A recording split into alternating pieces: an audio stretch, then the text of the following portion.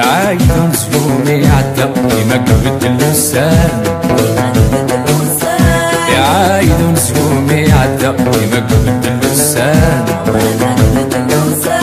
هذا صفور بيذا ونقين صفور بيذا ونقين يعاونا يتوسع هذا صفور بيذا ونقين هذا ونقين يعاونا يتوسع يا عايد نسيومي عدى قبت اللسان يا عايد نسيومي عدى قبت اللسان وهذا صفور بيذا ونقين صفور بيذا ونقين يعاونا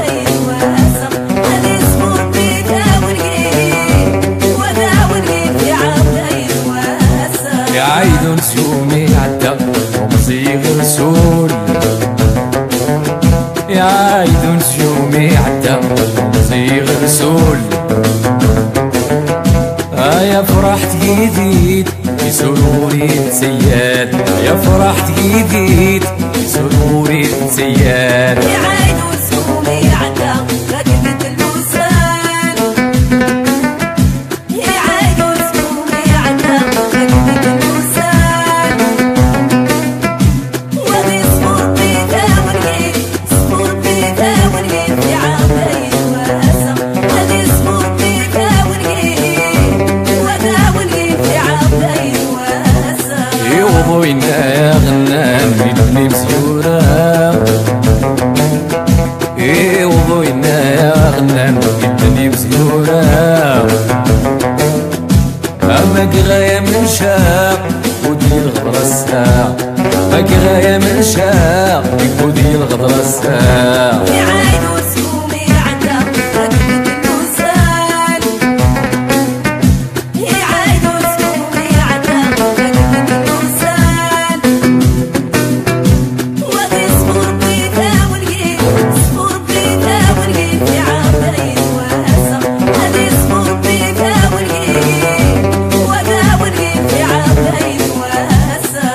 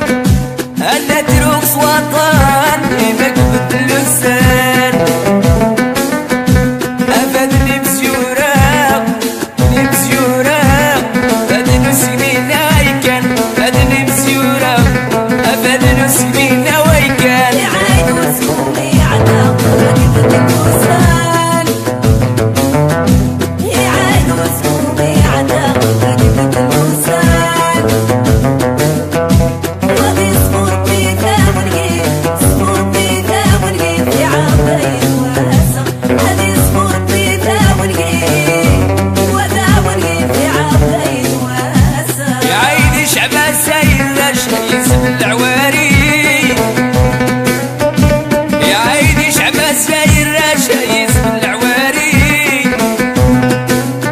ويعيدوا بالدنو يوفايات سخوايس يا شيعيدوا بالدنو يوفايات سخوايس يعايدوا سوقي عدا كذبة الموسال يعايدوا سوقي عدا كذبة الموسال وغي صبور بيتا ونقيل صبور بيتا ونقيل في عاملين واسع هذي صبور بيتا ونقيل وذا ونقيل في عاملين واسع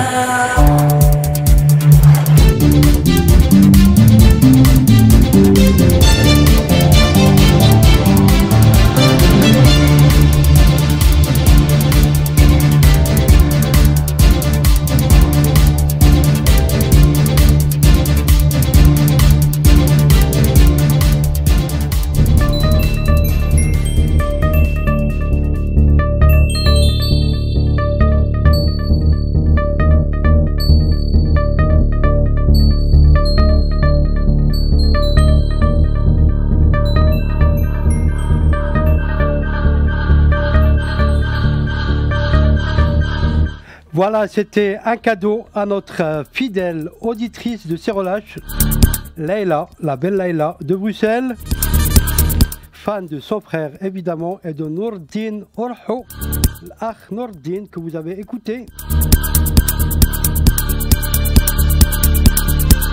Et ce soir, je vous propose l'affaire Marc Dutroux. Les faits se sont déroulés en Belgique il y a 23 ans. En effet, le 13 août 1996, Marc Dutroux est arrêté avec son épouse Michèle Martin et deux complices dans ce qui est appelé alors l'affaire Dutroux, le monstre de Charleroi. C'est une ville du centre de la Belgique. Arrêté et en attendant d'être jugé, en novembre 1998, il parvient à s'évader pendant son transport au palais de justice de Neuchâtel. Heureusement, il est rattrapé quelques heures plus tard dans un bois à quelques kilomètres. Le 17 juin 2004, c'est-à-dire 8 ans après son arrestation, Marc Dutroux est condamné à perpétuité pour 5 assassinats, viols et tortures et trafic de drogue. Et en octobre 1996, 350 000 manifestants se rassemblent à Bruxelles pour la marche blanche, symbole de pureté des enfants assassinés. Votre serviteur y était, j'en suis fier.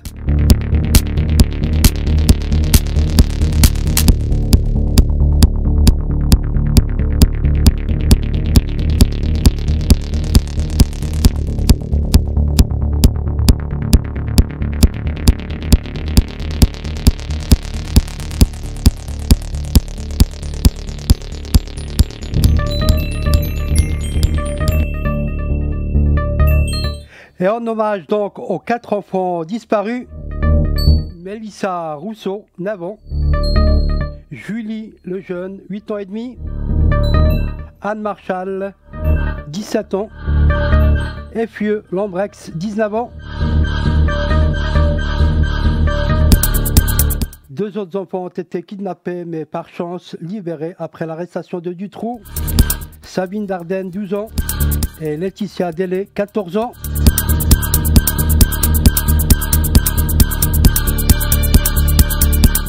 1996, une année noire,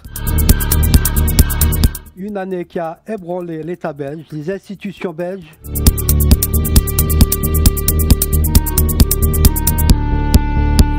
Et tout de suite, voici un document poignant.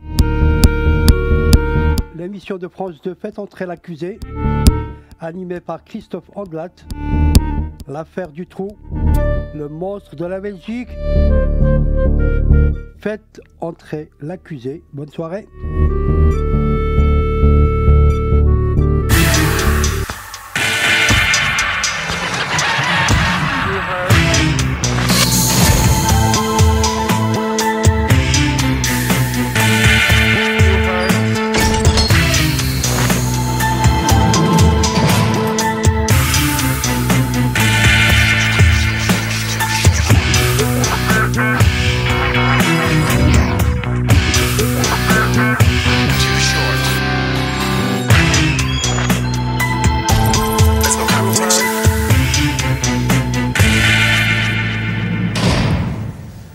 Marc Dutroux.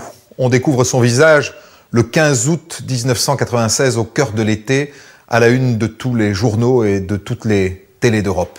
Depuis, ce visage incarne le mal, l'horreur, le monstre. Celui qu'on accuse d'avoir enlevé 6 enfants et adolescentes, de les avoir séquestrés, violés et d'en avoir tué 4. Mais qui sait s'il n'y a pas eu plus de victimes? L'affaire Dutroux a bien failli faire exploser la Belgique, car aujourd'hui encore, on craint que cet homme ait été protégé par la justice, qu'il ait eu des complicités au plus haut niveau de l'État. Dans l'affaire Dutroux, le pire reste peut-être à découvrir. Elles sont vivantes, elles sont cachées quelque part et elles sont probablement en train d'être maltraitées.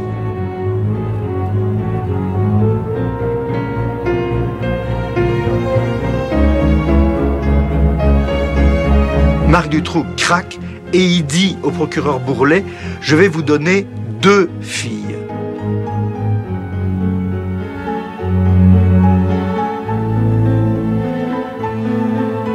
Rien que le fait d'enfermer un enfant dans cet endroit, à supposer que ça n'ait été que 10 minutes, c'est humainement monstrueux.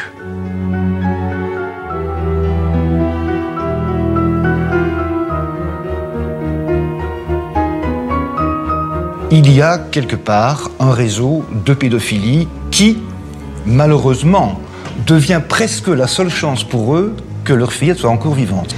Mais la vérité, à la limite, il n'y a que Dutroux qui la connaît.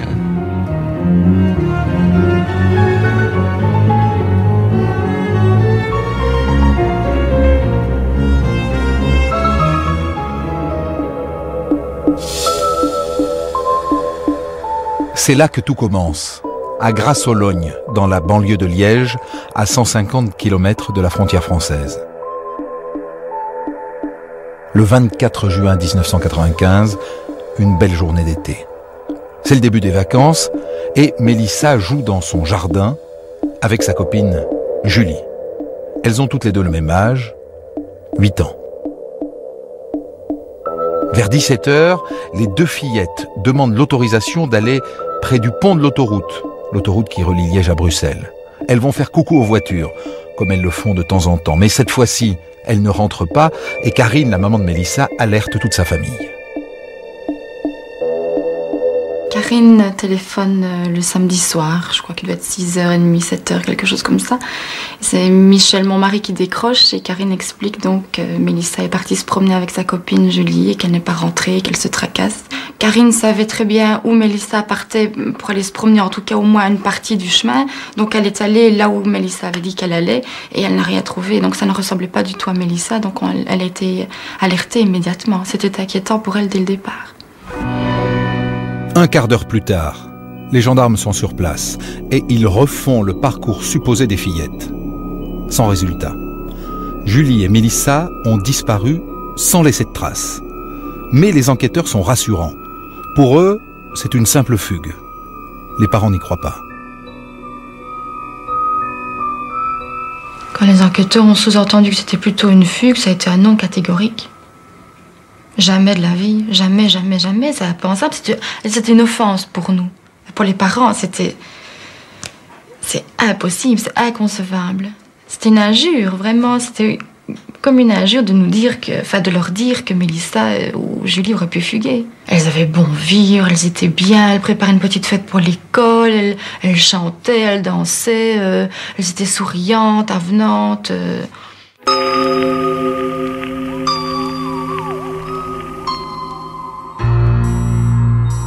Devant la passivité des gendarmes, les parents décident de réagir. Le soir même, ils contactent l'association Marc et Corinne, spécialisée dans la recherche d'enfants disparus. Immédiatement, le président de l'association met en place une grande campagne d'affichage pour recueillir des témoignages. On a bossé toute la nuit à imprimer des affiches avec une photocopieuse à l'époque, à quadriller le territoire sur lequel il fallait afficher. On a téléphoné vers 3-4 heures du matin à plusieurs membres de la famille, des amis, demandant s'ils pouvaient être là vers 5-6 heures du matin pour commencer déjà à aller appliquer les premières affiches dans un périmètre assez proche au départ. En 2 jours, un réseau de bénévoles se met en place. 25 000 affichettes couvrent tout le pays. Sur les murs, sur les voitures, dans les journaux. Plus personne en Belgique n'ignore que 2 petites filles qui se prénomment Julie et Mélissa ont disparu. Sans pouvoir imaginer qu'elles vont devenir, toutes les deux, le symbole d'une affaire qui fera trembler le royaume sur ses bases.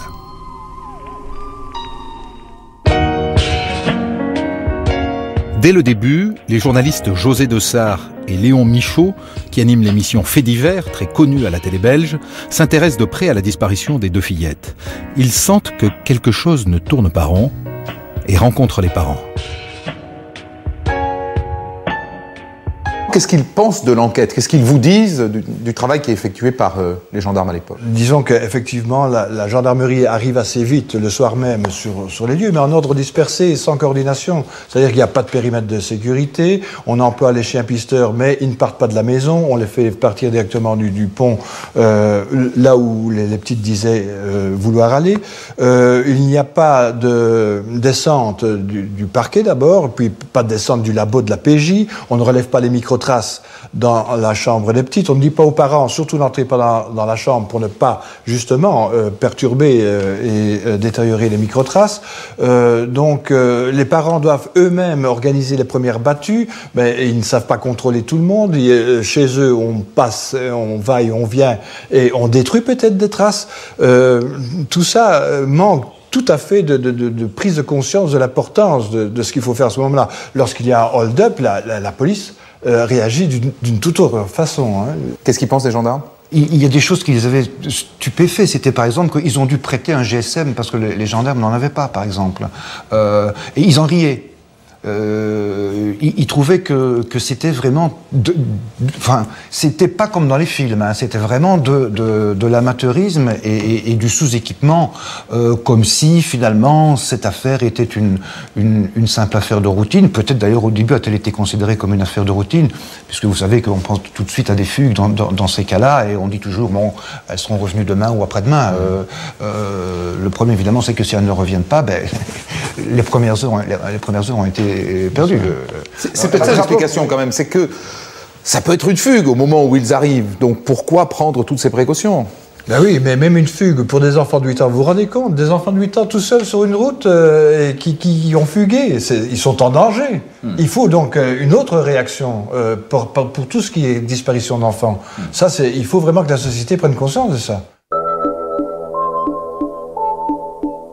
Dès les premiers jours, grâce à l'affichage, les témoignages affluent de tout le pays. Les gendarmes demandent aux familles de noter tout ce qui leur paraît étrange et inhabituel. Si vous vouliez, tous les matins, on se retrouvait à 9 h du matin avec les enquêteurs et on leur donnait les informations, les renseignements que nous avions eus. On gardait une copie pour nous et on transmettait une copie aux enquêteurs. Un travail de fourmi. Les parents vont même jusqu'à relever le numéro de toutes les voitures qui passent dans le quartier. À la fin du mois d'août, plus de 2 mois après les disparitions, les gendarmes leur annoncent qu'ils ont une piste. Un homme aurait été aperçu près du pont. Ils ont un portrait robot dont la diffusion ne donne rien. Et puis lentement, le doute s'installe. Et si les gendarmes avaient déjà perdu l'espoir de retrouver les fillettes vivantes? C'est à ce moment-là que le journaliste Michel Bouffiou devient le confident des familles. Il assiste aux premiers accrochages entre les parents et les enquêteurs. En cette période-là, j'ai rencontré plusieurs fois les parents de Julie et Mélissa.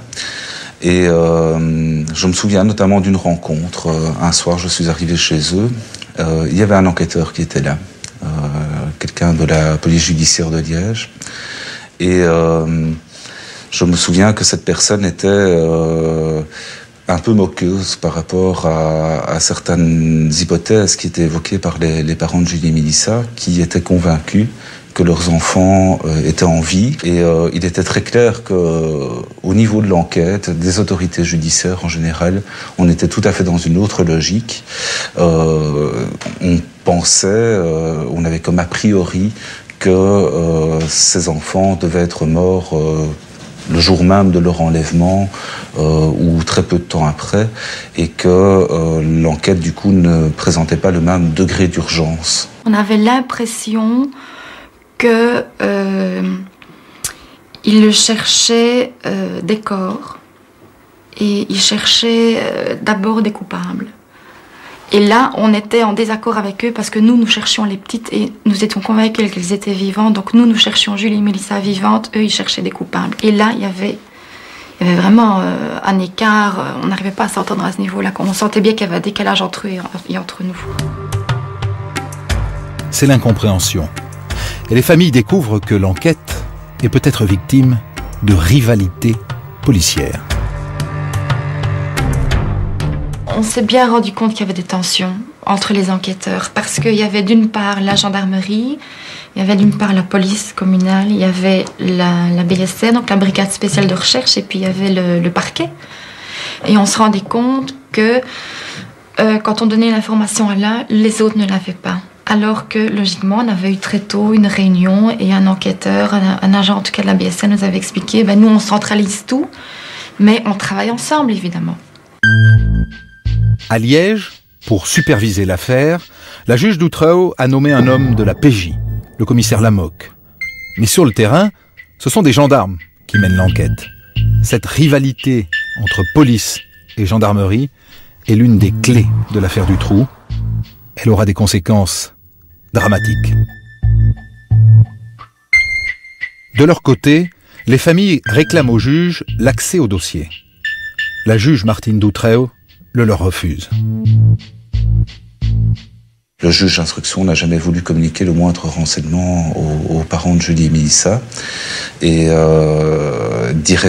très rapidement, ça a tourné à l'aigre, en fait, avec des remarques du genre vous savez, ce n'est pas mon seul dossier, j'ai beaucoup de travail. Mais les parents insistent. Et à la fin de l'été, la juge finit par les recevoir. Un jour, la juge d'instruction leur a dit « Bon, vous voulez savoir quel type d'informations il y a dans ce dossier ? Eh bien, je vais vous donner un exemple. » Et elle a lu une lettre qui avait été envoyée par un témoin anonyme et qui décrivait les circonstances dans lesquelles Julie et Mélissa étaient soi-disant mortes. Et donc, comment les corps avaient été mutilés, comment elles avaient été violées, etc. On sait aujourd'hui que c'était du vent, que c'était une fausse piste. Mais donc, le seul document qui a été révélé par la juge d'instruction à l'époque aux parents de Julie et Mélissa, c'était un document de ce type-là. Donc, en fait, pour les dégoûter.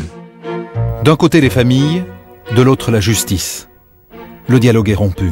Alors le 13 septembre 1995, les parents décident d'alerter l'opinion dans la célèbre émission de télévision de José Dessart et Léon Michaud. Ce que vous attendez maintenant, c'est en fait quoi? C'est que ce dossier soit considéré comme un dossier prioritaire, et c'est d'avoir un minimum d'informations sur le dossier, sur l'état de l'enquête. Voilà, tout à fait. C'est ce qu'on voudrait, oui, c'est connaître un peu ce qui se passe, voir si l'enquête avance ou pas. Parce qu'on ne sait rien. On a besoin de réponse, on a besoin de participer. Nous autres, c'est nos filles. C'est pas les filles à l'État, c'est pas les filles de l'instruction, c'est nos filles.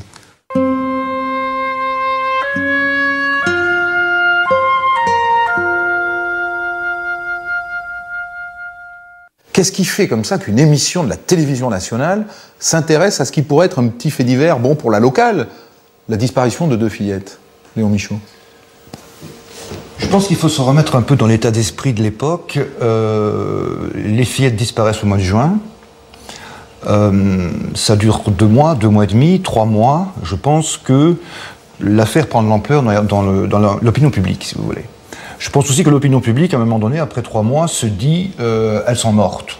Parce qu'il n'y a aucun indice, on ne parle plus de rien. Dans la presse, les enquêteurs ne laissent rien filtrer, les parents ne sont tenus au courant d'aucun devoir d'enquête, et donc on a l'impression, si vous voulez, que c'est fini, que c'est fini. Et puis bon, là, nous, on se dit tout de même, on ne peut pas rester dans un état d'esprit tel que celui-là. Il faut essayer de comprendre pourquoi il y a ce silence, finalement. D'où notre idée de mettre face à face à la fois les parents et de l'autre côté les représentants de la police et les représentants de la justice.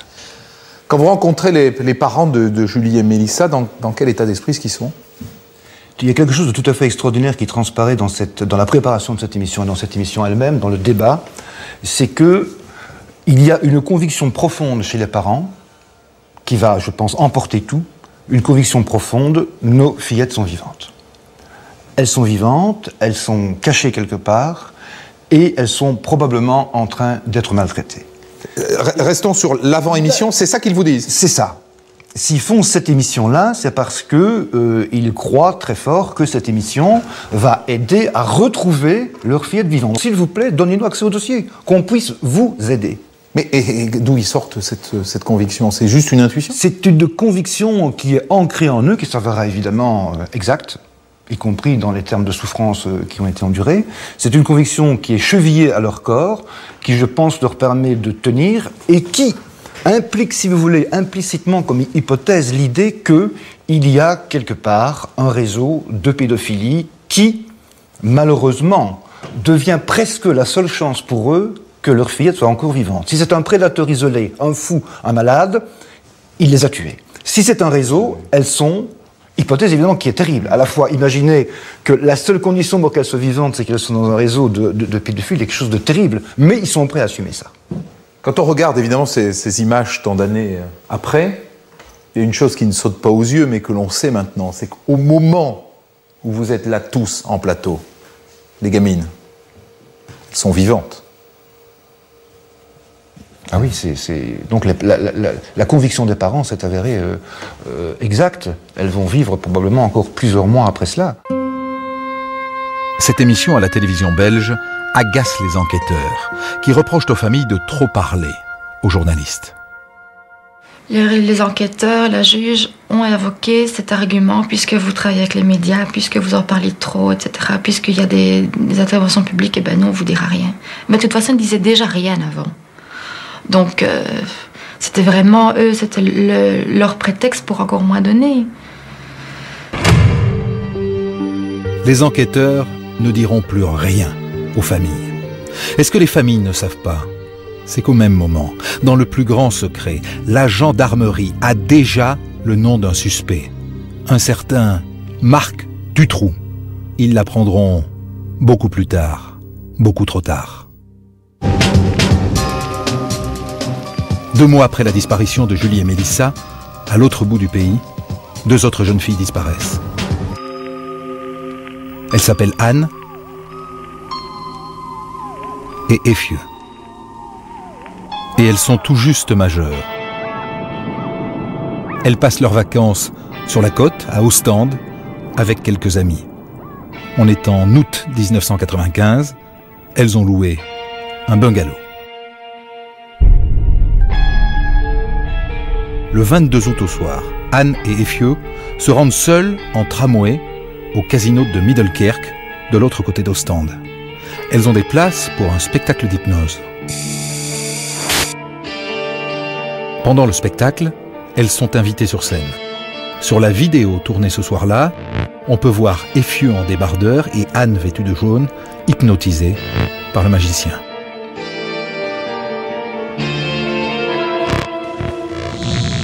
Après le spectacle, au lieu de rentrer directement, les 2 jeunes filles déambulent dans le casino, comme on le voit sur la vidéosurveillance. Quand elles sortent, il est près de minuit.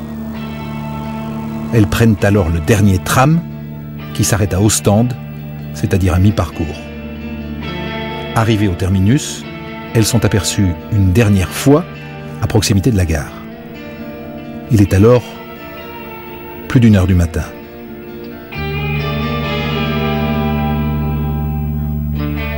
Quelques instants plus tard, Anne et Effieux disparaissent.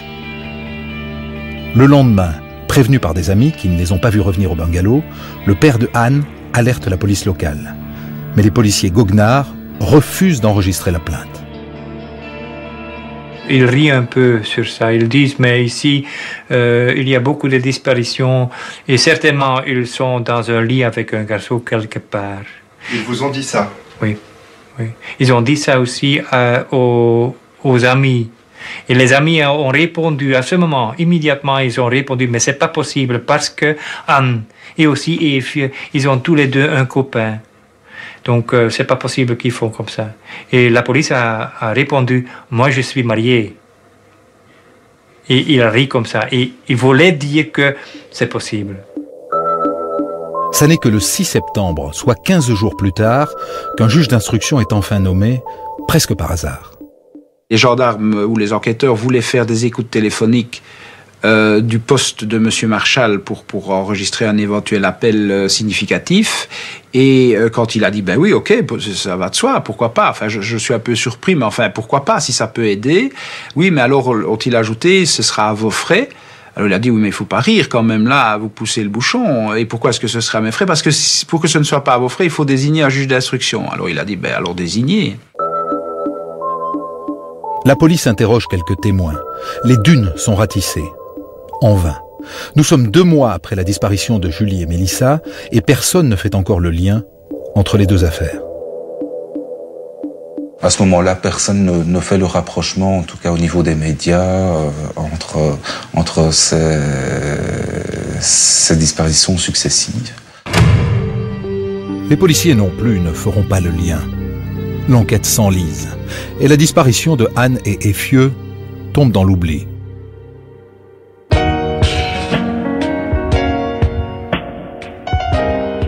Dominique Rizet, qu'est-ce qui se passe après? Il ne se passe plus rien. Les 2 enquêtes sont au point mort, à tel point que les parents de Julie et Mélissa vont rencontrer les parents d'Anne à Noël pour faire le point sur les dossiers des disparitions de leurs enfants. Et ces 3 familles vont constater à chaque fois qu'elles sont tenues totalement en dehors des informations que recueillent les gendarmes et la justice. Et puis il va y avoir une 5e disparition. Une petite fille de 11 ans qui s'appelle Sabine Dardenne.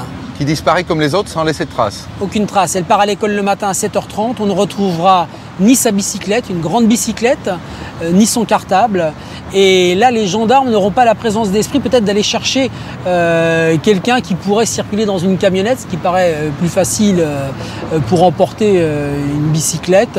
Il ne se passera pas grand-chose et il va falloir attendre la disparition d'une sixième jeune fille qui s'appelle Laetitia pour que toutes ces enquêtes progressent enfin. La petite Laetitia, 14 ans, n'a plus été revue depuis hier soir alors qu'elle quittait la piscine du complexe sportif de Bertry en compagnie d'une de ses amies. Les parents ont entamé seuls les recherches avant d'entamer la gendarmerie, mais les battues entreprises jusqu'ici n'ont toujours pas permis de retrouver la trace de la jeune fille. Les enquêteurs semblent privilégier l'hypothèse d'un enlèvement plutôt que celle d'une fugue. Olivier Nederland. C'est hier soir que la jeune Laetitia a été vue pour la dernière fois. Vers 21h, elle quitte le centre sportif de Bertry et prévient une amie qu'elle rentre chez elle. Laetitia n'habite qu'à quelques centaines de mètres, mais elle n'arrivera jamais au domicile familial. Est-ce qu'une fugue est possible? Pour moi, non. Non, ce n'est pas la fille à fuguer, ni toujours dans le coin avec les enfants, non. Pour moi, non. On me l'a enlevé, pour moi, on me l'a enlevé. Laetitia a disparu comme les autres. Mais cette fois, tout va très vite. Beaucoup plus vite que lors des disparitions précédentes. Dès le lendemain, le dossier est confié à la justice, au procureur Bourlet et au juge Conrod de Neufchâteau. Ces 2 hommes vont devenir les héros de toute la Belgique. D'emblée, Bourlet et Conrod mettent les grands moyens. Ils prennent cette disparition très au sérieux. Hélas, nous voudrions privilégier une piste qui tiendrait compte d'une disparition à la suite d'une humeur de la gamine, mais ce n'est en tout cas pas établi, c'est ça qui est alarmant. Nous ne négligeons rien. Mais hélas, je crois pouvoir dire que pour l'instant, la piste de la fugue n'est absolument pas à prendre en considération pour l'instant. Dès le lendemain, la police lance un appel aux volontaires pour ratisser la région. Il s'en présente plus de 400 qui tout de suite se mettent au travail. Philippe Collin, un journaliste local, était avec eux. Pendant les 2 jours, samedi et dimanche, les gens vont se rassembler, chacun va apporter sa pierre à l'édifice, des battues sont organisées, un hélicoptère survole la région bertrigeoise. Michel Bourlet vient sur les lieux dès le week-end, il ne veut pas laisser traîner les choses, c'est très très clair. Ça va vite et c'est plutôt payant. À la fin du week-end, 2 jours après l'enlèvement de Laetitia, les policiers tiennent une piste. C'est l'enquête de voisinage qui va être effectuée par les enquêteurs pendant le week-end et puis au début de la semaine qui vont permettre de rencontrer un jeune homme qui a 22 ans à l'époque et qui dit « mais je me souviens bien ». Effectivement, vendredi après-midi, il y avait une camionnette blanche qui était parquée non loin du complexe sportif, en tout cas de la piscine, et l'individu qui était à bord m'a semblé louche, il semblait attendre quelqu'un. Que fait ce jeune homme? Il va relever le numéro de la plaque minéralogique. Il ne se souvient que des 3 premières lettres, mais avec la description de la camionnette, cela suffit à identifier un suspect. Et le suspect s'appelle Dutroux. Marc Dutroux. Dutroux habite à plus de 100 km de Bertrix, à Charleroi, au centre de la Belgique. Officiellement, c'est un simple ferrailleur, mais les enquêteurs découvrent qu'il a un passé chargé, très chargé. Il a déjà été condamné pour viol de mineur. Le soir même, Dutroux est arrêté, en compagnie de sa femme, Michel Martin, et d'un jeune homme, Michel Lelièvre. 4 jours après l'enlèvement, les policiers retrouvent chez Dutroux la camionnette suspecte, mais pas de traces de Laetitia. Le procureur Bourlet prend la décision de faire analyser et expertiser très soigneusement la camionnette de Dutroux. L'expertise révèle 2 choses. Cette camionnette, le moteur a tourné très récemment. 1. Deuxièmement, un chien policier est amené. On lui a fait renifler les sous-vêtements ou des vêtements de la jeune fille qui avait été enlevée. Et dès qu'il entre dans la camionnette de Dutroux, il commence à manifester qu'effectivement, il retrouve l'odeur. Donc, on peut être sûr que Laetitia a donc été enlevée dans cette camionnette. Mais Dutroux est en garde à vue et il ne craque pas. Ce n'est pas lui qui a enlevé Laetitia. Dutroux va reconnaître qu'il était bel et bien à Bertry le jour de l'enlèvement, qu'il a rencontré cette jeune fille Laetitia, mais il va inventer tout un scénario en disant que c'était une jeune fille qui était en rupture avec sa famille, qu'il a essayé de la consoler, etc. Et qu'il l'a laissé repartir et qu'après, il est rentré. Les policiers changent alors de stratégie. Ils mettent la pression sur le jeune homme arrêté avec Dutroux, Michel Lelièvre, car celui-ci a un point faible. Il est toxicomane et privé de sa drogue, en pleine crise de manque, il avoue l'enlèvement de Laetitia et balance Marc Dutroux. Et là, Dutroux ne peut plus nier. Oui, il a bien enlevé et séquestré Laetitia, mais à la surprise des enquêteurs, il ne s'arrête pas là. Le premier séisme, il est là. C'est qu'à un certain moment, Marc Dutroux craque et il dit au procureur Bourlet « Je vais vous donner 2 filles ». La deuxième, c'est Sabine Dardenne, celle qui avait disparu à Tournai 2 mois plus tôt. Les enquêteurs retournent immédiatement chez Dutroux et quelques heures plus tard... J'ai l'immense plaisir de vous annoncer que nous avons retrouvé saine et sauve Laetitia, mais aussi Sabine.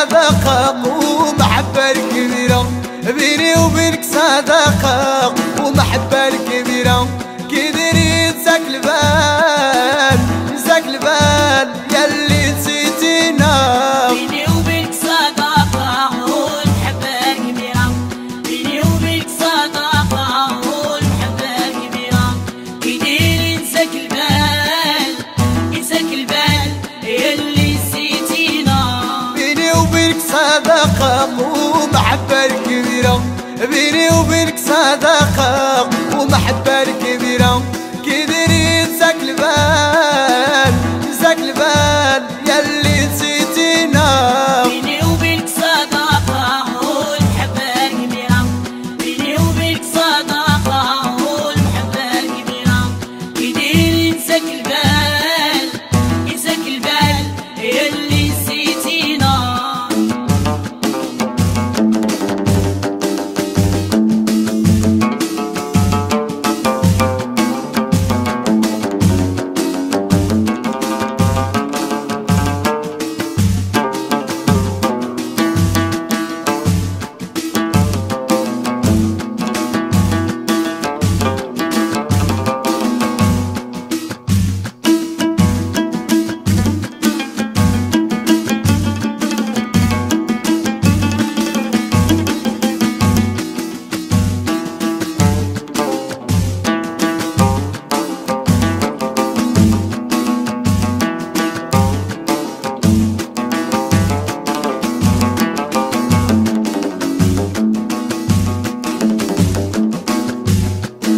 والدنيا عليا يمشي بالشوية ما ندير بيا لا دو يفوز بيا ياك الدنيا عليا يمشي بالشوية وما ندير بيا ولا دو يفوز بيا بيني وبينك صداقة والمحبة كبيرة بيني وبينك صداقة والمحبة كبيرة كيديري نساك البال نساك البال ياللي نسيتينا والدنيا عليا يمشي بالشوية ما ندير بيا لا دو يفوز بيا ياك الدنيا عليا يمشي بالشوية وما ندير بيا ولا عدو يفوز بيا بيني وبينك صداقة والمحبة كبيرة بيني وبينك صداقة والمحبة كبيرة كيديري نساك البال نساك البال ياللي نسيتينا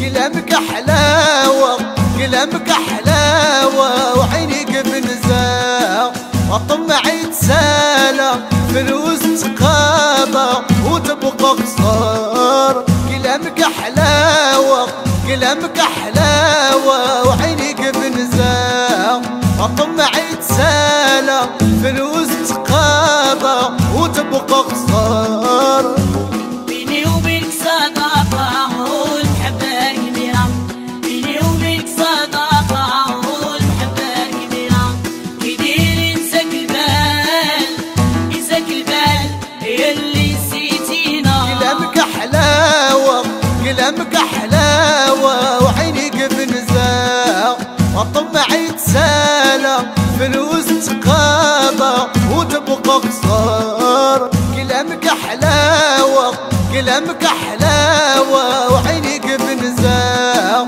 وطمع يتسالى فلوس تقاضى وتبقى خسارة بيني وبينك صداقة والمحبة كبيرة بيني وبينك صداقة والمحبة كبيرة كيديري نساك البال نساك البال ياللي نسيتينا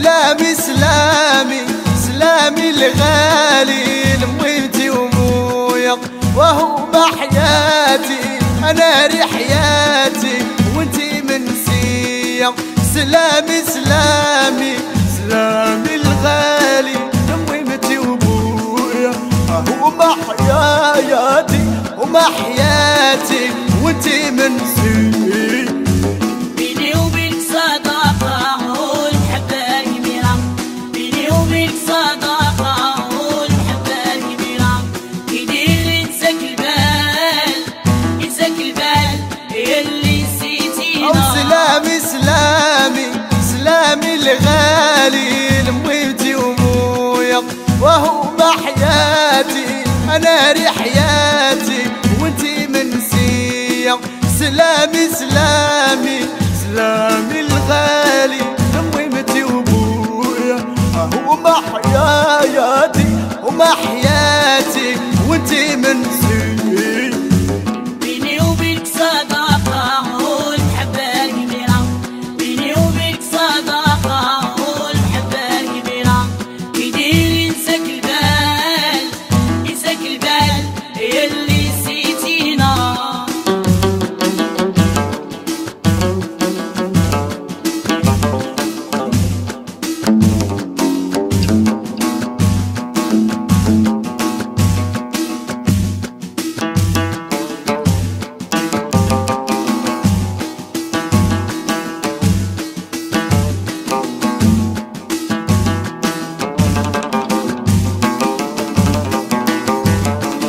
وامي امتحنينا وابويا حنين الله يمتعني برضاهم انا برضاهم وفي ضالية وامي امتحنينا وابويا حنين والله يمتعني برضاهم انا برضاهم وفي ضالية بيني وبينك صداقة والمحبة كبيرة بيني وبينك صداقة والمحبة كبيرة يدير ينساك البال يلي نسيتينا وامي امتحنينا وابويا حنين الله يمتعني برضاهم انا برضاهم وفي ضالية وامي امتحنينا وابويا حنين والله يمتعني برضاهم انا برضاهم وفي ضالية بيني وبينك صداقة والمحبة كبيرة بيني وبينك صداقة والمحبة كبيرة يدير ينساك البال يلي نسيتينا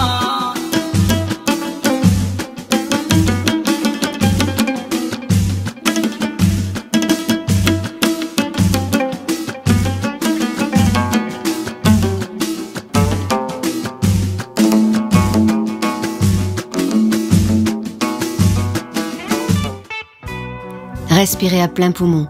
Vendredi, on vous garantit 100% de frissons avec Simon. On se dit, s'ils avaient fait leur boulot convenablement, on n'en serait pas là. Ça confirme ce qu'on avait dit. On avait raison de se dire qu'ils nous cachent des choses. Ils savaient et ils n'ont pas fait. La Belgique trahie par ses gendarmes.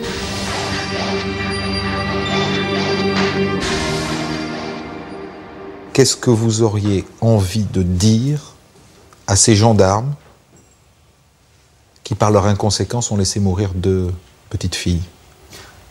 J'aurais d'abord énormément de questions à leur poser, vraiment beaucoup de questions. La principale étant, mais enfin, vous aviez une occasion en or, pratiquement sur un plateau, dès 2 mois à tout casser après l'enlèvement de Julie et Mélissa, pour arrêter celui qui les avait enlevés. Vous le soupçonniez lourdement dès août 96 d'être à l'origine de cet enlèvement, et puis il a fallu un an, où manifestement vous avez tourné autour du pot avant que vous ne passiez à l'action. Je ne comprends pas. Et je ne comprends toujours pas. Il y a une explication. La première, c'est Il y a des dysfonctionnements dans la gendarmerie à l'époque. Et puis il y a une rivalité avec la police. Ça vous satisfait, ça ? Il y a certainement une composante liée à ce genre de facteurs de rivalité. Mais précisément, la rivalité devait justement les stimuler, les amener à arrêter Marc Dutroux et à l'arrêter beaucoup plus tôt, peut-être encore à sauver Julie et Mélissa. Donc les explications par les rivalités, moi, ne m'ont jamais convaincu qu'à moitié. Il pourrait y avoir des protections politiques. Des gens qui disent aux gendarmes, pousse pas plus loin, il n'y a rien à chercher. C'est une des hypothèses sur lesquelles nous avons énormément de questions en Belgique. Vous dites protection politique, c'est peut-être un raccourci. Vous savez, les protections, elles peuvent être de différents ordres, y compris privées, y compris policières, judiciaires.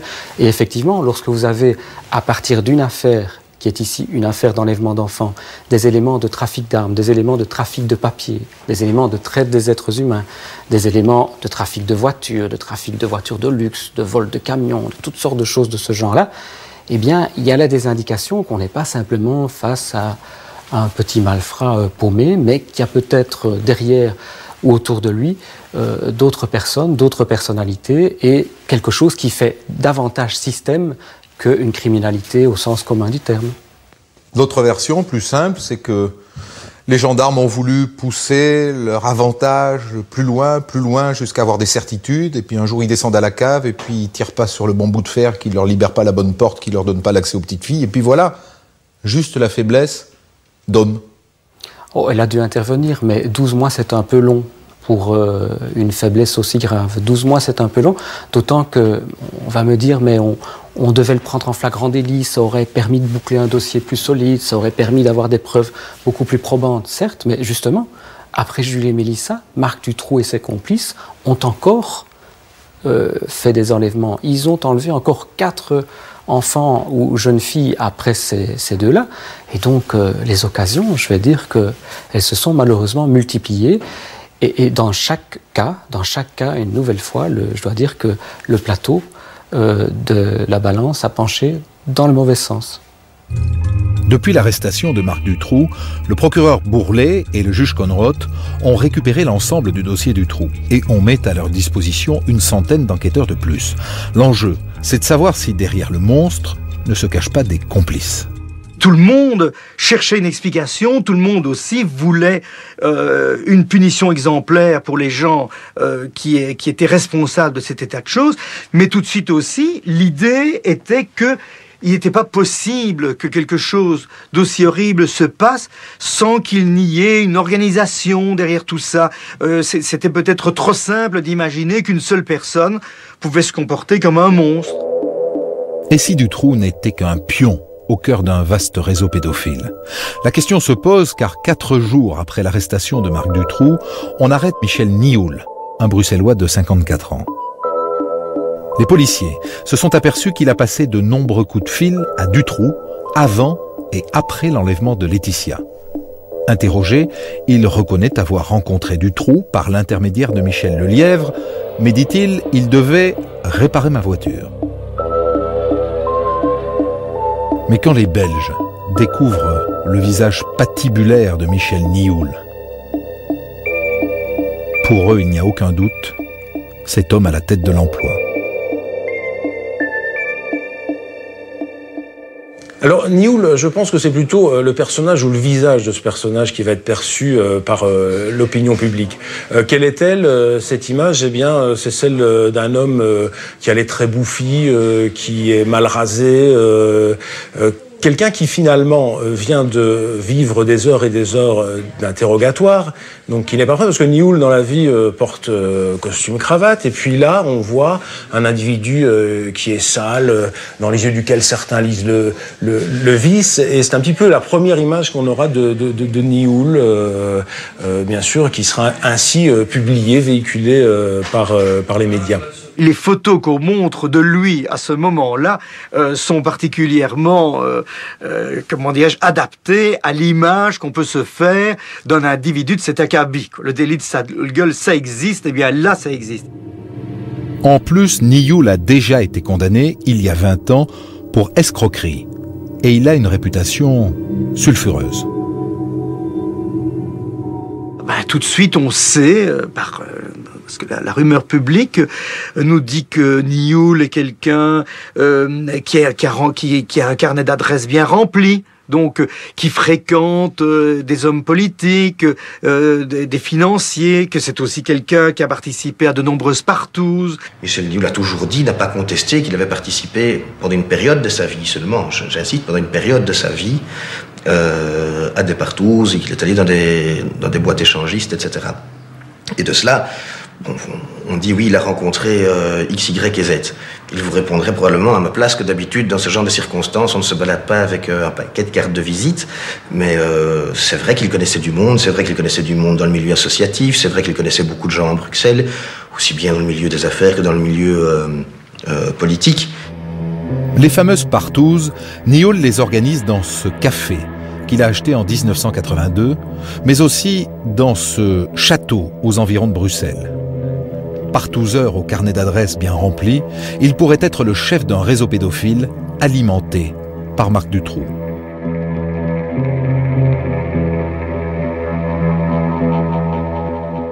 La thèse du réseau a impérativement besoin de Michel Nioul. S'il n'y a pas Michel Nioul, on a un fait isolé. Dutroux, la complicité de Lelièvre, peut-être celle de Michel Martin, et on s'arrête là. L'hypothèse du réseau ne tient que par Michel Nioul. Si on sort celui-ci, il n'y a plus de réseau.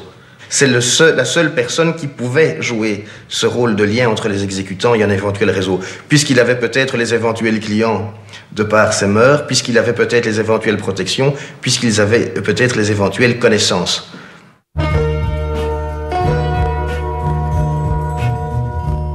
Un réseau. La journaliste belge Marie-Jeanne Van Eswijk est convaincue que Dutroux n'était pas seul. De cette conviction, elle a fait un livre. Marie-Jeanne Van Eswijk, vous avez contribué à un ouvrage qui s'appelle Les dossiers X. Que sont les dossiers X ? Alors, les dossiers X du nom des témoins X. Les témoins X, ce sont des jeunes femmes qui, quand l'affaire Dutroux a éclaté, se sont présentées à Neuchâtel pour venir témoigner d'un passé de victimes d'abus sexuels entraînés dans des réseaux. Elles ont souhaité témoigner dans l'anonymat pour protéger leur vie privée, la vie qu'elles avaient réussi à reconstruire, et on les a donc appelés les témoins X. Il y a eu X1, X2 jusqu'à X7, et il y a eu aussi 2 hommes qui sont venus témoigner. La première à venir témoigner porte le nom de code de X1, mais depuis, elle a un visage et un nom. Elle s'appelle ? Elle s'appelle Régine Alouf. Qu'est-ce qu'elle raconte, Régine Alouf ? Elle a été confiée à sa grand-mère à la côte belge quand elle avait moins de 2 ans. Elle a vécu chez cette grand-mère jusqu'à 11 ans. C'était une maison dans laquelle la grand-mère louait des chambres. Et Régine Alouf raconte que sa grand-mère la prostituait plusieurs fois par semaine et depuis sa plus tendre enfance. Elle a ensuite quitté la côte belge. Elle est allée vivre à ce moment-là avec ses parents dans la région de Gand. Et là, pendant plusieurs années, elle a été sous la coupe d'un homme bien plus âgé qu'elle, qui avait déjà la quarantaine, à une époque où elle-même avait 12 ans. Qu'est-ce qui relie le témoignage de Régine Alouf à l'affaire Dutroux ? Régine Alouf cite le nom de Michel Nioul dès la première audition qu'elle fait dans le dossier, en disant qu'il faisait partie du cercle des personnes qui abusaient d'enfants. Et qu'elle a eu affaire à lui. Et qu'elle a eu affaire à lui. Voilà. Est-ce que le témoignage de Régine Alouf est fiable ? Parce qu'on a dit, cette fille délire, cette fille est folle. Ce qu'on peut dire d'elle, c'est qu'elle a été victime à un moment donné, quand son témoignage a éclaté publiquement, d'un acharnement médiatique, de dénonciation médiatique d'une ampleur jamais vue en Belgique. Et effectivement, c'est dans les médias qu'on a écrit qu'elle était folle. Jamais un magistrat ne l'a dit, jamais un enquêteur ne l'a dit. Je signale simplement que dans le cas de Régine Alouf, la justice a désigné un collège de 5 experts psychiatres qui ont été chargés de l'examiner assez longuement et qui ont conclu qu'elle avait été victime d'abus sexuels massifs dans son enfance. C'était un fait établi, et que son témoignage devait être pris en compte, qu'elle n'était ni mythomane, ni affabulatrice, ni qu'elle ne fantasmait pas. Tous ces témoignages confirment donc la piste du réseau. Tous ces témoignages confirment la piste du réseau. On sait qu'il y a des camps en Belgique qui se sont divisés sur ce problème. L'un parle de Marc Dutroux, son épouse Michel Martin, son complice Michel Lelièvre, dans un petit noyau qui agirait seul. Moi, je constate simplement qu'au début de l'enquête, ce sont ces inculpés-là, eux-mêmes, qui ont parlé d'un réseau. C'est dans leur premier témoignage que Michel Martin, aussi bien que Michel Lelièvre, explique que Marc Dutroux n'enlevait pas des enfants pour lui-même, que Marc Dutroux agissait sur commande, que les filles devaient avoir telle et telle caractéristique, que Dutroux, explique Lelièvre, les formait chez lui pour qu'elles soient dociles et acceptent ensuite le client. Vous savez, toutes ces déclarations, elles sont dans le dossier. Ceux qui discutent aujourd'hui de la thèse du réseau ou pas du réseau font un débat intellectuel. Michel Nioul à la tête d'un réseau. L'idée fait son chemin dans l'opinion belge. Mais qui dit réseau, dit également protection. La non-intervention en temps utile de la gendarmerie par rapport à Dutroux peut peut-être trouver une première explication de par le fait que Dutroux devait connaître du monde dans les milieux judiciaires et policiers et qu'il avait peut-être la possibilité d'agir dans une relative impunité. Ça, c'était vraiment le sentiment partagé par tout le monde à ce moment-là. Impunité, protection. Mais alors qui? Pendant des semaines, les médias entretiennent un climat général de suspicion, basé sur la rumeur. À chaque jour, sa révélation.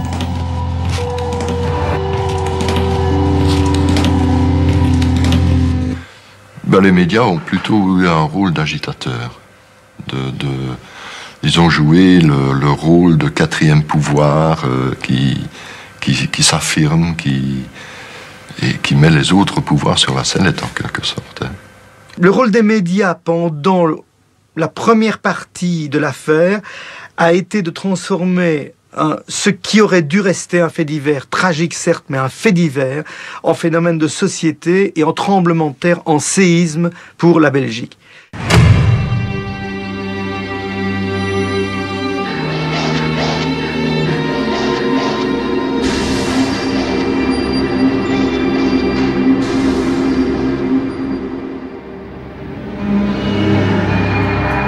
Le 14 octobre 1996, nouveau coup de tonnerre. Le juge Conrot, véritable héros aux yeux de la population, est dessaisi de l'enquête. Tout ça à cause d'une photo publiée par le journal local après la libération de Sabine et Laetitia. Voilà la fameuse photo. La photo qui a valu le dessaisissement du juge Conrot. Absolument, absolument. On le reconnaît d'ailleurs, le juge Jean-Marc Conrot. Puis à ses côtés, le procureur du roi, Michel Bourlet. Ils ont accepté de participer à un spaghetti, une soirée spaghetti pour fêter les retrouvailles. C'est à Bertry, ça se passe un samedi soir. Et puis un correspondant de presse est là pour notre journal L'Avenir. Il prend une photo, on publie ce cliché le lundi matin, mais on ne se pose pas encore la question de savoir ce que ça peut entraîner. Vous imaginiez les conséquences que cette photo aurait? Absolument pas, absolument pas. Et le dimanche soir, j'étais ici de permanence à la rédaction. On a choisi ce cliché avec le rédacteur en chef. Et le lendemain, on s'en est voulu de ne pas avoir posé la question nous-mêmes. C'est-à-dire, un juge d'instruction qui instruit à charge, mais aussi à décharge, peut-il être présent à un souper organisé par de futures parties civiles? Et c'est le cas naturellement ici. Car il est vrai qu'à l'origine, ce dîner, organisé en soutien à Sabine et Laetitia, n'était qu'un petit événement local, en apparence très anodin. Mais quand l'avocat de Marc Dutroux découvre cette photo, il y voit évidemment le signe que le juge Conrot a perdu sa neutralité. Je me retrouve un bon matin avec à la une d'un journal régional, l'annonce qu'il avait participé à un souper dont les profits, donc avec M. Bourlet, et dont les profits étaient réservés à financer la défense des intérêts des parties civiles. Autrement dit, voilà un juge d'instruction qui rehaussait de sa présence une soirée, en assurait, compte tenu de sa popularité de l'époque, la réussite, donc la rentabilité et les bénéfices étaient affectés à la défense des parties civiles. Mais moi j'ai raisonné comme ça. Voilà un juge d'instruction qui participait aux frais de défense de mon adversaire. Bon, ça c'est inconcevable. Mon confrère Julien Pierre a pris sa décision, nous l'avons prise également. Et on a décidé de faire une requête en suspicion légitime en se disant, voilà, le juge d'instruction Conrot n'a plus la distance requise pour continuer à mener cette enquête. Quand le 14 octobre, la Cour de cassation rend son verdict, les Belges descendent dans la rue pour crier leur révolte. Il est environ 16h, les 500 à 600 personnes massées devant le palais de justice de Bruxelles apprennent la décision de la Cour de cassation. Huées, sifflements, cris de haine, les réactions sont très vives. Je voudrais dire que je trouve mesquin et monstrueux qu'on ait vendu un homme pour un plat de spaghettis. Dans l'esprit de pas mal de gens ici, elle devient de se rendre complice. Et elle vient aujourd'hui, elle, la justice, celle qui est là pour nous défendre, faire des nouvelles victimes, les parents. Car la foule était là aussi pour soutenir les parents des enfants disparus.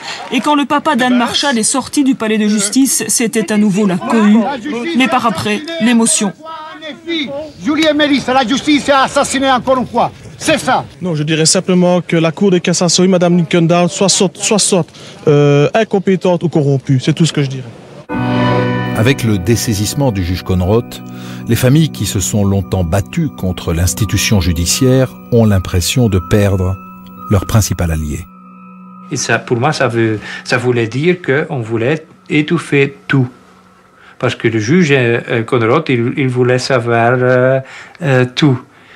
On peut dire que ce sera vraiment le glas qui sonne de nos espoirs. Dans toute la Belgique, des milliers de personnes manifestent en soutien au juge Conrot. Des ouvriers cessent le travail. Des étudiants descendent dans la rue. À Gand, tout le personnel de l'usine Ford défile spontanément. Mais c'est à Liège qu'a lieu la manifestation la plus symbolique. Les pompiers arrosent le palais de justice. Le message est clair, ils veulent nettoyer cette justice en laquelle ils ne croient plus.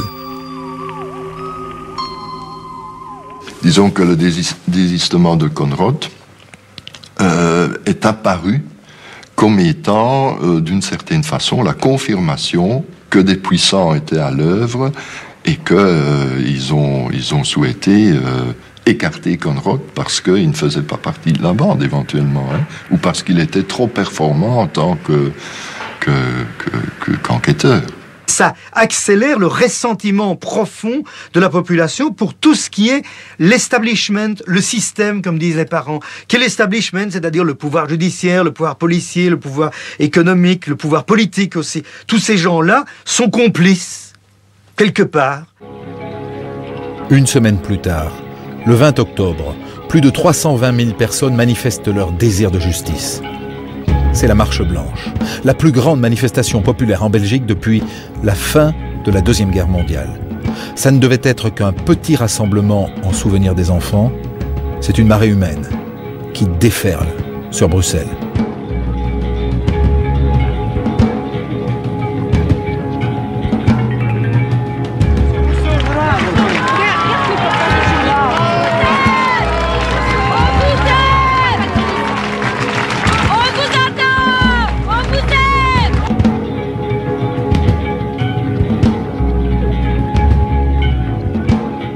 C'est un sentiment comme un roi qui entre dans une ville.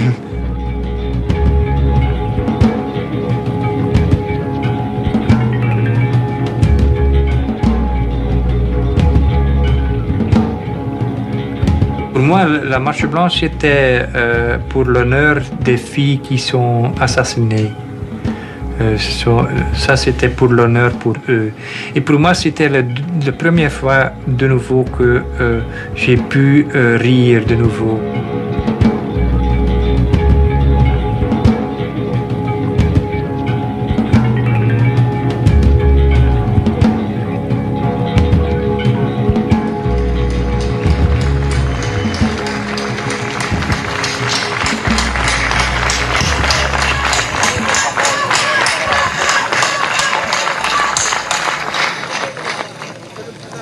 Merci à tous d'être venus si nombreux.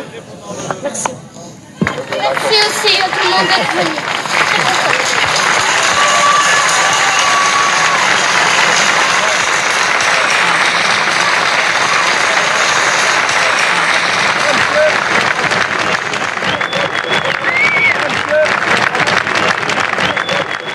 princesse, notre fille, notre enfant sacré. Nous avons cru que l'institution judiciaire était un moyen pour nous y aider.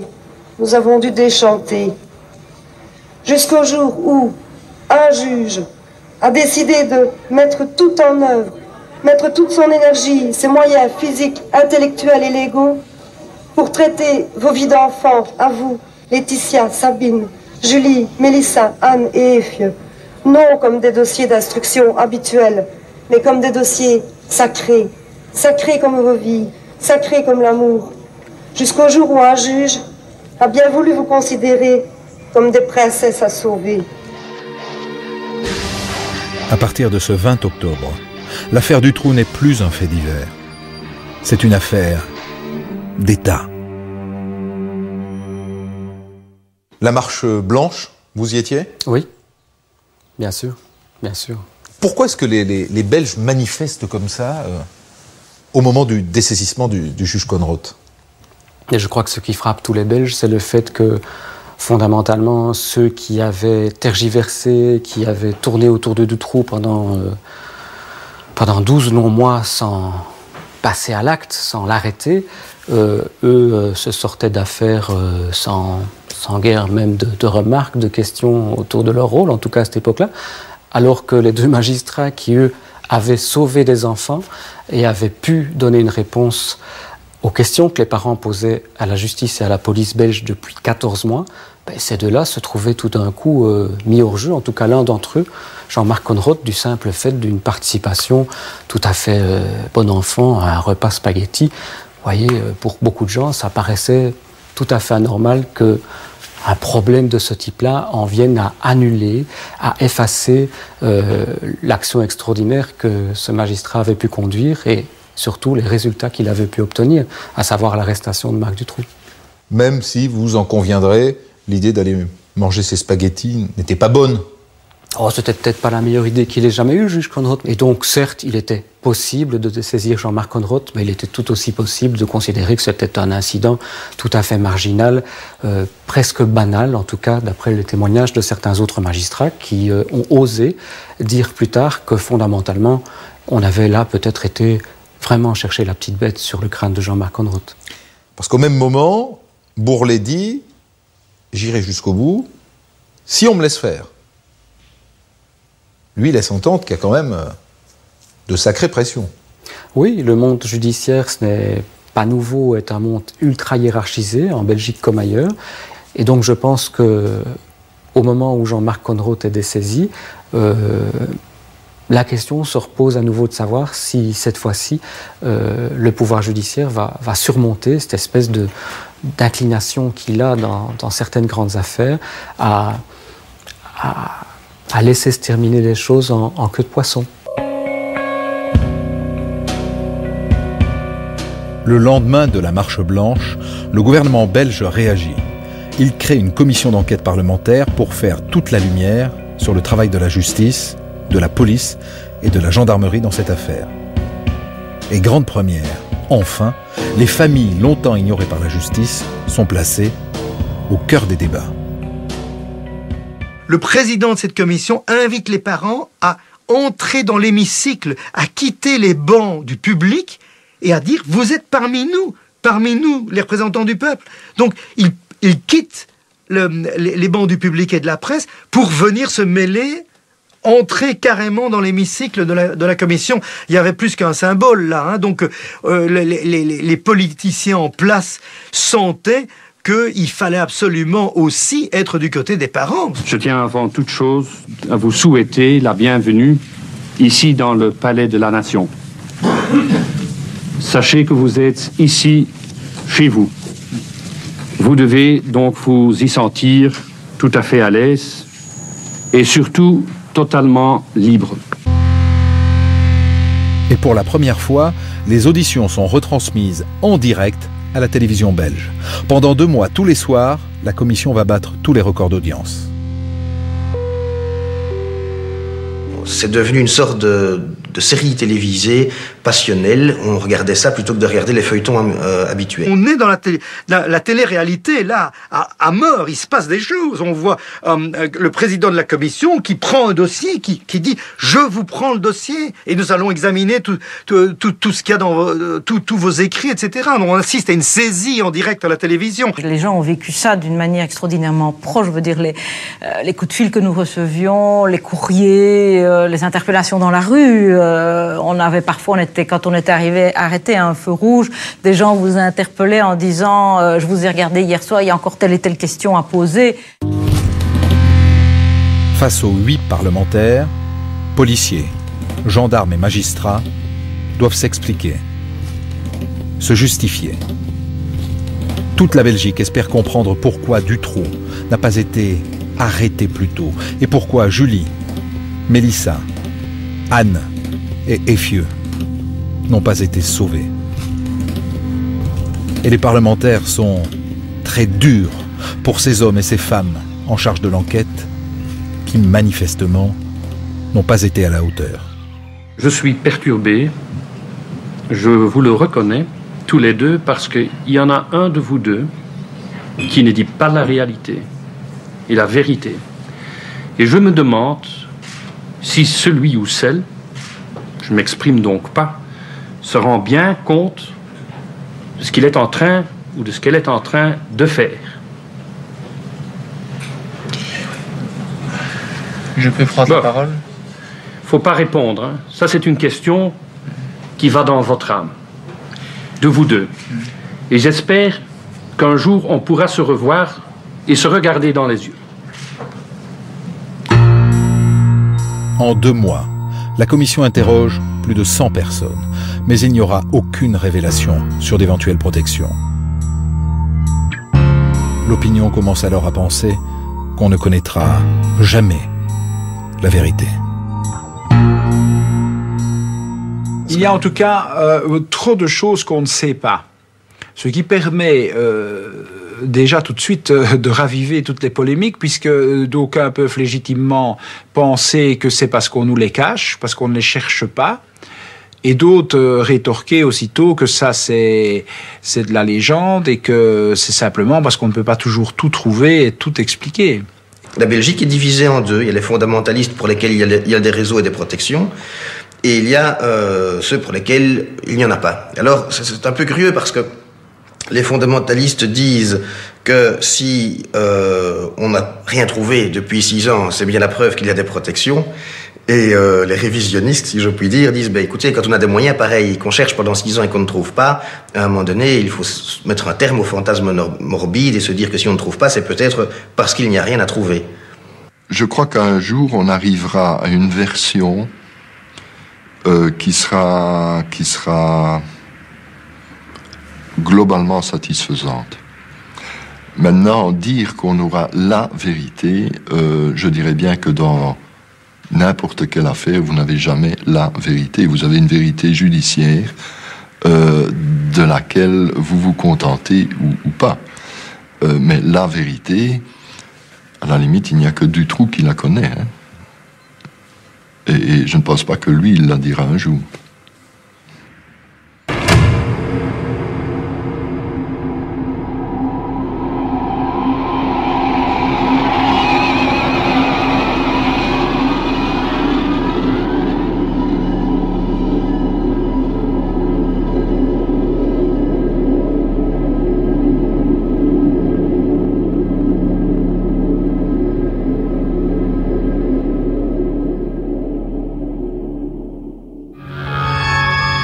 À partir de là, on craint 2 choses, que Dutroux ne se suicide ou qu'on l'assassine. On avait négligé une autre possibilité, l'évasion. Ce jour-là, Dutroux est conduit au palais de justice de Neuchâteau pour consulter son dossier. Il est 15h04 et soudain... Madame, monsieur, bonsoir. Incroyable, l'incroyable s'est produit cet après-midi. Vers 16h, on a en effet appris que Marc Dutroux avait réussi à s'évader du palais de justice de Neuchâteau. Compte rendu de cet après-midi, Valérie Truitt.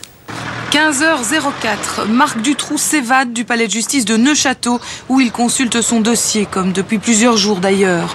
2 gendarmes le tiennent à l'œil. Il bouscule l'un des deux, le plaque au sol, s'empare de son arme et se sauve du palais.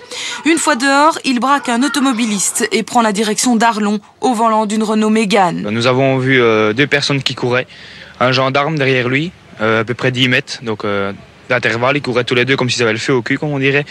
Ils descendaient la rue, et puis on a entendu arrêtez-le, arrêtez-le. Dutroux, le monstre qu'on croyait être le prisonnier le mieux surveillé de Belgique, a donc réussi à s'évader. Et ça, personne ne veut le croire. C'est toujours posé la question, c'est arrivé un 23 avril, et si c'était arrivé un 1er avril ? Je pense que personne n'aurait pu croire à l'évasion de Dutroux. Et il a fallu quand même quelques minutes, lorsque l'information est passée, pour que les services réagissent, pour que les rédactions s'emparent de l'événement. Moi, j'étais ici, dans ce bureau, quand il s'est évadé. C'est un de mes amis de la presse écrite qui me l'a appris. Je pensais sincèrement que c'était une plaisanterie de mauvais goût. Mais comme je connais mon interlocuteur, je lui dis, mais enfin, écoute, tu ne plaisanterais pas. Non, mais non, je t'assure. Bon, dans les minutes qui ont suivi, j'ai bien compris que c'était vraiment pas une plaisanterie parce que toute la presse était réunie dans ces locaux très exigus. L'une des craintes à ce moment-là, c'est que pendant sa cavale, Dutroux ne soit abattu, qu'on en profite pour le faire taire. Les gendarmes appellent donc immédiatement l'avocate Dutroux pour lui dire quelque chose qui paraît incroyable. L'arme qu'il a volée n'est pas chargée. Dites inlassablement, il a certes l'arme, mais il n'a pas de balle, donc il n'y a pas de danger de ce côté-là. Parce que s'il est abattu, on dira que c'était un scénario monté de toutes pièces par la gendarmerie, et qu'est-ce qu'on va encore s'en prendre ? La chasse à l'homme est lancée dans tout le pays. Les services de police nationaux et internationaux sont placés en état d'alerte maximale. Mais c'est finalement un garde forestier qui le repère. La Renault Mégane s'étant embourbée, l'évadé décide de tenter sa chance à travers bois, près de Saint-Médard, dans la forêt de Chigny. L'agent du service des forêts croise sa route et lui demande ses papiers d'identité. Marc Dutroux prend la fuite, mais la gendarmerie passe alors les lieux au peigne fin. Il est 18h35 à Strémont, non loin de Neufchâteau, quand Marc Dutroux se rend sans résistance aux gendarmes.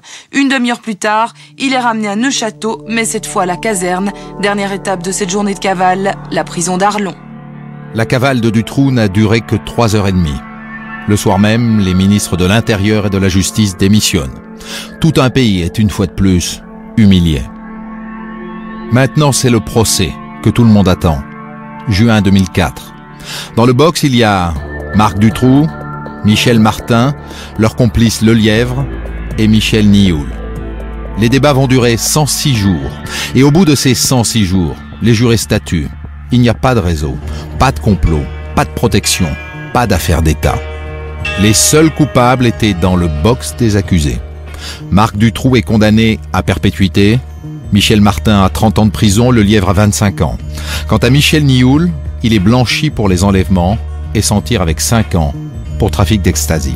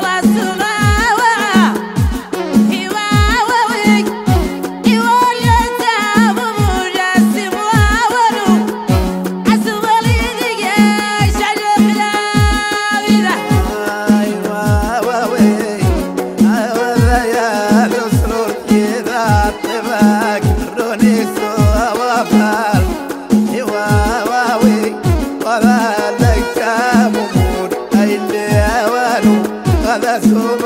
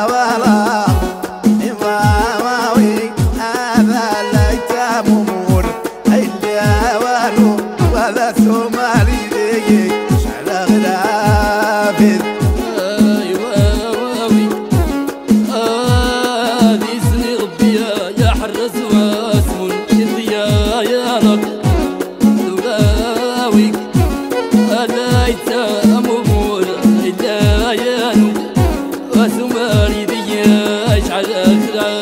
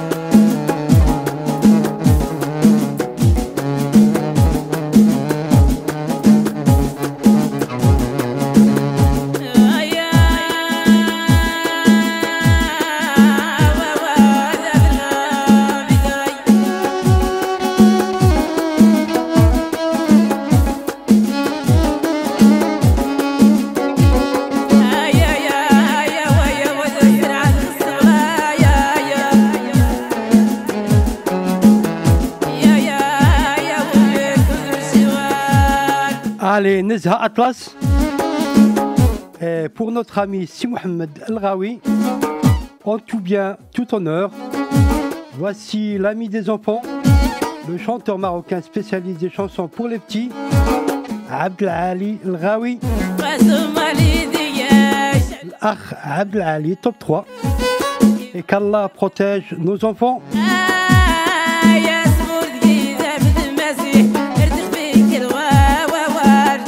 Allez, bon week-end, bonne semaine. مع السلامة. نخليكم مع عبد العالي الغاوي توب 3.